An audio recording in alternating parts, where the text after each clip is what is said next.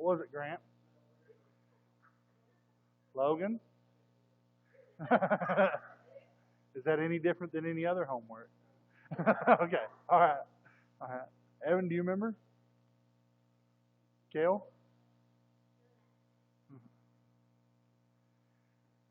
What I ask you to do is to think about what you're thankful for. To think about that, to meditate on that, to get into your prayer closet over that. Take some time and reflect. The title this morning was Thanksgiving in a Godly Manner. The how, the who, the how, and the why. Tonight is the what. I have 3 scriptures I want to read you that I want to talk about very shortly. And then I want us to take an opportunity, if you feel so led, to talk about what you are thankful for at this point in time. We talked about what we should be thankful for, and the first verse that I want to give you is James chapter 1. All 3 of these verses talk about the what inside of the thankfulness of what God has done for each and every one of us. James chapter 1 and the 17th verse.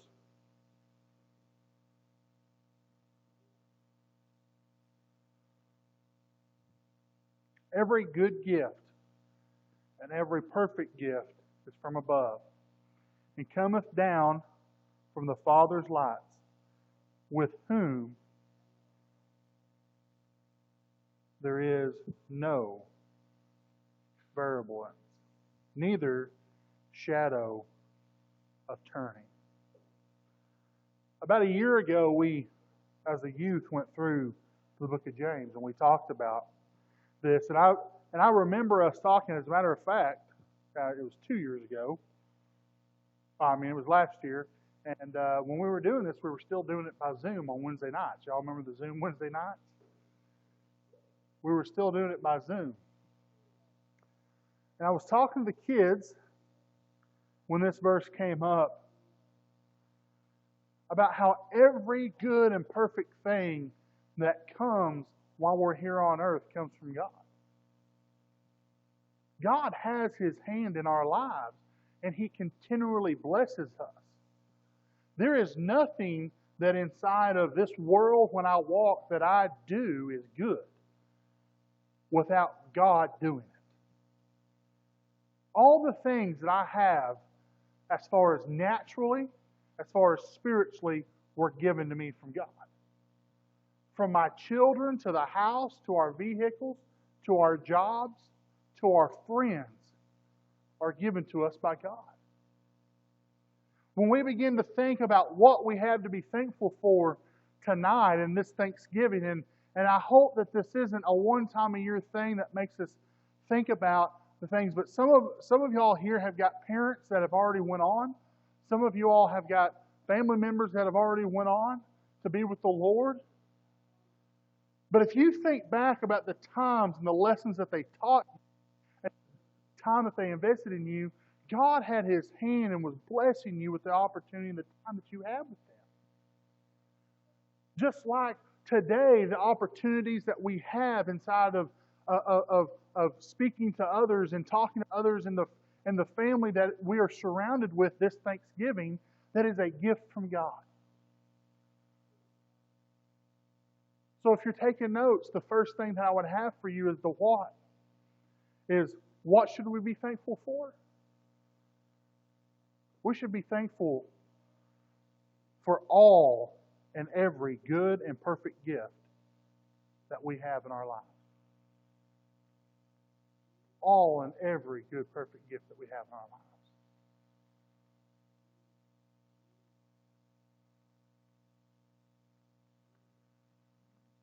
The second verse that I have for you is 1 Chronicles chapter 16.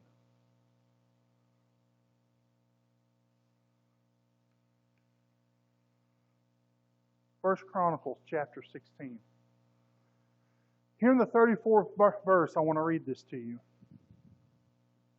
It says, "Oh, give thanks unto the Lord, for He is good, for His mercy endureth forever." His mercy endureth forever. If you're taking notes or you want to write something down about this, mercy in the Hebrew language at this point is translated into kindness, love, generosity. Forever is never ending.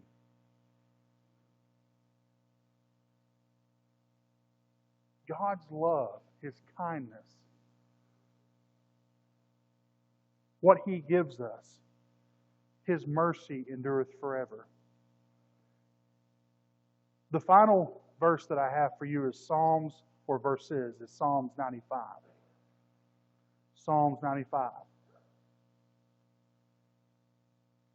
And in Psalms 95 it says, "Oh, come let us sing unto the Lord. Let us make a joyful noise to the rock of our salvation." What do we have to be thankful for? The rock of our salvation. But it goes on to say, "And let us come before His presence with thanksgiving and make a joyful noise unto His psalms." And joyful noise is all He's going to get out of me, because I'm not going to be singing no harmonies. All right? There's some of these boys down here that all they're going to be doing is making a joyful noise. But for the Lord is a great God and a great King above all gods. In His hand are the deep places of the earth. The strength of the hills is in His also. The sea is His, and He made it. And His hands formed the dry land. Oh, come, let us worship and bow down. Let us kneel before the Lord, our Maker, for He is our God. The last point, what do we have to be thankful for? Is the fact that He is our God.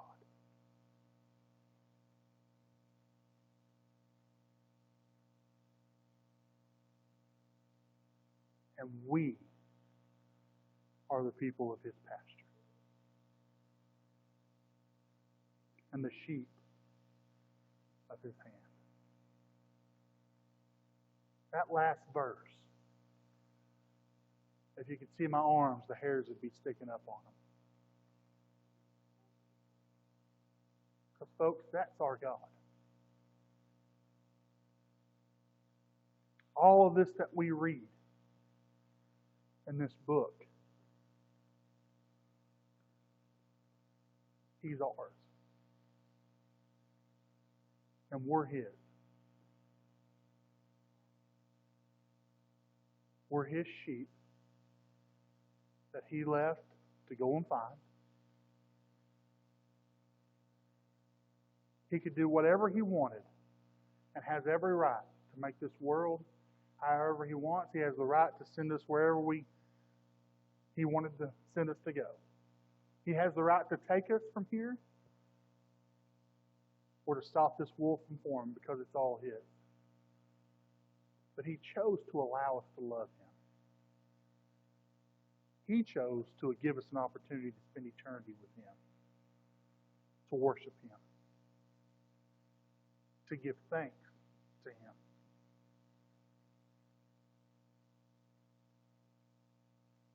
Tonight we're going to have the opportunity, if there's something on your heart, to stand and give thanks to God for it. But folks, at the end of the day, He's our God. And we're His sheep. We're the people of His pasture. And how fortunate are we to be that.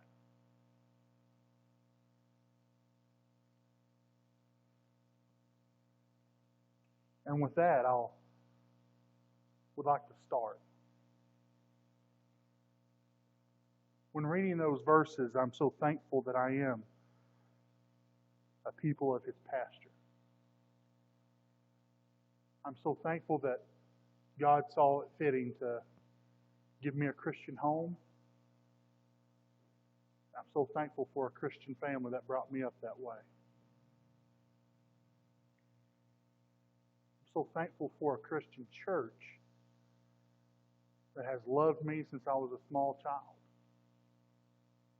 and has continued to love me as I become a man and started my own family. I'm thankful for a wife that treats me better than I deserve. And two wonderful children that are exactly what I would want them to be. I told somebody the other day, we were talking about, people get confused sometimes when they see a large gap in our children's age. And just to be blunt, I think sometimes they think it's different marriages or whatever. It's always, oh, really, how did that happen? Or, oh, are they siblings? Yes, they're full siblings. Yep. We had Kel at 24 and we had Matt at 34. I told somebody 2 weeks ago, it's like God slapped me in the face with it. When we had Kel, we weren't trying to have kids. And then you just think, when we were married, we was in college, we were just surviving. I don't know that we made $20 an hour combined at that time. We were poor and didn't know it.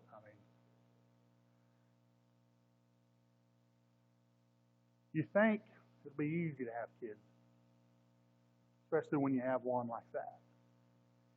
2 years later, we began to start trying, and it didn't happen. We had a miscarriage, we lost one.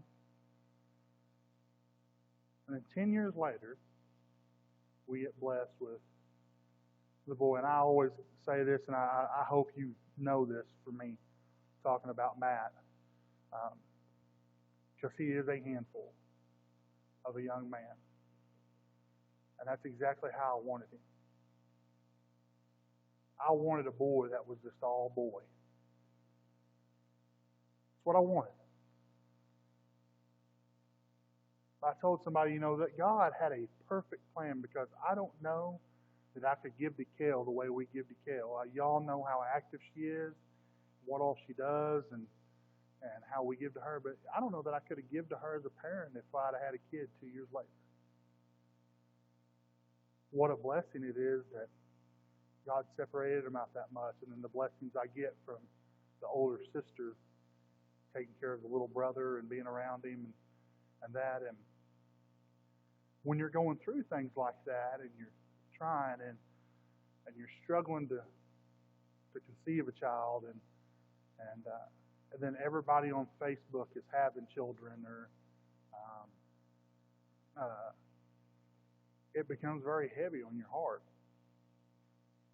But looking back, God knew exactly what He was doing when He was doing it.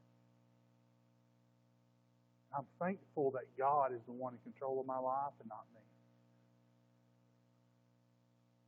There are so many blessings that He gives me that, looking over the duration of my life, I wanted something so bad at this point, and I couldn't achieve it. I couldn't get there. But looking back, it was some of the greatest blessings that ever happened. I'm thankful that I have a God that's in control. I have a God that knows what tomorrow brings. Because without that, folks, I'd have my life in the ditch. Is there anyone else I would like to stand and give thanks to God for anything that's on your heart?